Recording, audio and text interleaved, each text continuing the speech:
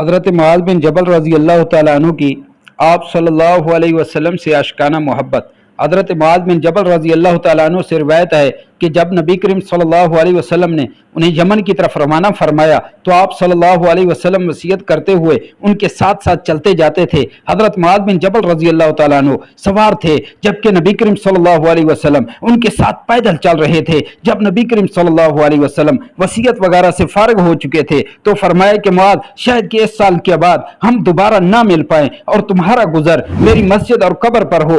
یہ سن کر حضرت معاذ رضی اللہ تعالیٰ عنہ نبی کریم صلی اللہ علیہ وسلم کے فراق کی وجہ سے پھوٹ پھوٹ کر رونے لگے۔ پھر نبی کریم صلی اللہ علیہ وسلم واپس پلٹے اور مدینہ منورہ کی طرف رخ کر کے ارشاد فرمایا، متقی لوگ میرے سب سے زیادہ قریب ہیں، وہ جو بھی ہوں اور جہاں بھی ہوں میرے سب سے زیادہ قریب ہیں۔ پھر ایسا ہی ہوا کہ حضرت معاذ رضی اللہ تعالیٰ عنہ جب یمن سے واپس لوٹے تو آپ صلی اللہ علیہ وسلم کا وصال ہو چکا تھا، لہذا حضرت معاذ رضی اللہ تعالیٰ عنہ آپ صلی اللہ علیہ وسلم کی قبر اطہر پر حاضر ہوئے اور پھوٹ پھوٹ کر روتے رہے۔ محبت رسول صلی اللہ علیہ وسلم کا معیار دیکھیے کہ جدائی انتہائی مشکل تھی، پھر بھی اطاعت رسول صلی اللہ علیہ وسلم کو ترجیح دی اور صحبت و دیدار کو چھوڑ کر یمن چلے گئے۔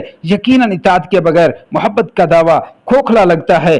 دعا کریں کہ ہم سب مسلمانوں کو اللہ رب العزت آپ صلی اللہ علیہ وسلم کی اطاعت کرنے کی توفیق عطا فرمائے اور آپ صلی اللہ علیہ وسلم کے ساتھ محبت کرنا توفیق عطا فرمائے، کیونکہ یہ سارے کی سارے چیزیں آپ صلی اللہ علیہ وسلم کی اطاعت ہیں۔ جس کو چاہیں اللہ رب العزت دے دیں اور جس کو چاہیں آپ صلی اللہ علیہ وسلم کی محبت اور آپ صلی اللہ علیہ وسلم کی اطاعت بالکل ہی نہ عطا کریں۔ اب دیکھیں کہ آپ صلی اللہ علیہ وسلم کی محبت کے اندر ہم یہ نعرہ لگاتے ہیں کہ غلامی رسول کے اندر موت بھی قبول ہے، غلامی رسول کے اندر جان بھی قربان ہے، غلامی رسول کے اندر مال بھی قربان ہے۔ جہاں غلامی رسول کے اندر ہمارا سب کچھ قربان ہے، لیکن سب کچھ قربان کرنے کے لیے تیار ہیں، لیکن آپ صلی اللہ علیہ وسلم کی اطاعت کرنے کے لیے کوئی ایک بھی تیار نہیں ہے۔ دعا کریں کہ اللہ رب العزت ہم سب کو آپ صلی اللہ علیہ وسلم کی اطاعت کرنے کی توفیق عطا فرمائے۔ اور یہ ویڈیو جو ہے نا، سبھی ساتھیوں سے گزارش ہے کہ صدقہ جاریہ سمجھ کر